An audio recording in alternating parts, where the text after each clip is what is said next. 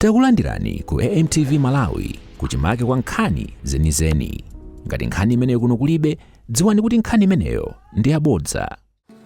Like budget money, where there's like my farms, they're supposed to be provided with gum boots. Gum boots. Our gum boot, our agurauka gum boot. Do not manga. Yeah, ajida kutipasa. Lidiro. Chisoni. Lidiro. Wiki Chisoni. Company kapena muntu amene wandipasa. Opa ni muntu eti. Sija company. Manifesta. Ene ndio ino. Now, people are buying their own gambus to work in the farm where you are making profit. That's where I've got a problem. I've got issues with that.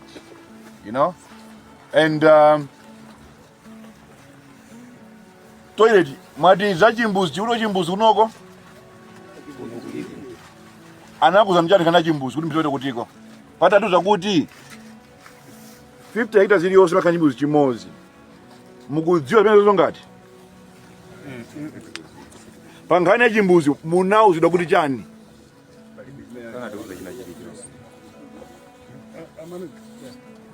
Pangani ya chimbuzi, what did you do these people?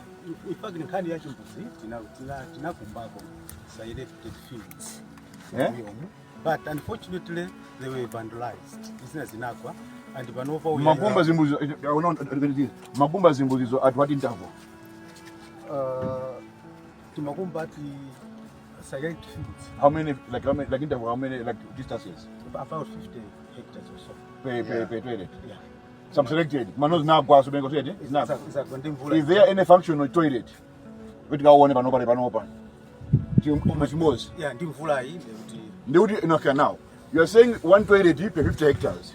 Komano chinakwa ndimvula. It means unangombanga ya 2 kwacha. Not foodstuffable for use by people. Are we together? Chimbuzi mwa bwibwira company ya makande yokazikika. Chinga kwendi mvula zona. Can we go and see one? Chimozi. From here, I want us to, because the thing is, I don't want our zinam. I want to do the truth. We must go to see the toilet. That day we didn't go. Then go less. We must go. Show us one toilet from here. We go and see one toilet which you have done at 50 kilometers. Because these people, they have been complaining, no toilets.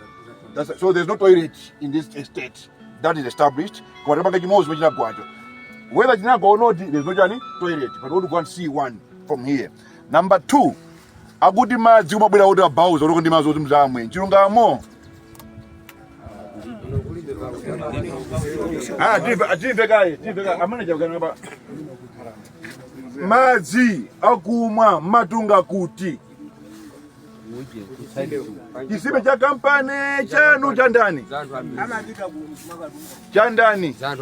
chandu amidzi where's the water? Wait for so. Water bowser, simabwera masimabweza water bowser ayi. Tamba na eti. Mapamba iza madzi. madzi monga bela linolo. Amakatunga nyumba iyi. Ndi ya company ndi anthu. Ya company. Awa kuti makatunga nyumba iyo ya company chilungamo. Awukana atwa. Awapita ku pipe. Madzi samakatunga wa jeno manje. Ayi. Mukona?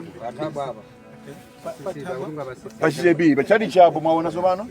Kuma chali chabu cha company chali chi. It's not your well. It's not your well. We are told no. That's nonsense. When we are there, we are told that water bowser imatunga mazi watawasila anthu. Water collectors. Water collectors. My collectors, My collectors, what do they do? Do they give it abantu hawa? Godi maziwo amabwera kwa inu mabiyano kwa meneko katunga mazi menekoko. Makabana. Maji water bottle ikabwera kuti ikubwerako. Ndekuti kuti kudatopopera. Aha. Yota kala kumwa iya. Okay. Now, inu mazi matunga kutiko finally. Pamene kaya ndikira kadi kusinge Weta. Amatunga kutiko. Kuchali chikuja mwapa. Collector ama katuka kuchali chi. Usati kwa buka chino manager kwa yayi. Sadale panopa manager. Awanda anthu anzanu Malawi, they are speaking the truth. Let's be honest and be human. That's all I'm asking from you. Let's be human. Mopa ndani, mopa mulungu. These are human beings. Osaiwala kupanga subscribe ku channel ya AMTV Malawi.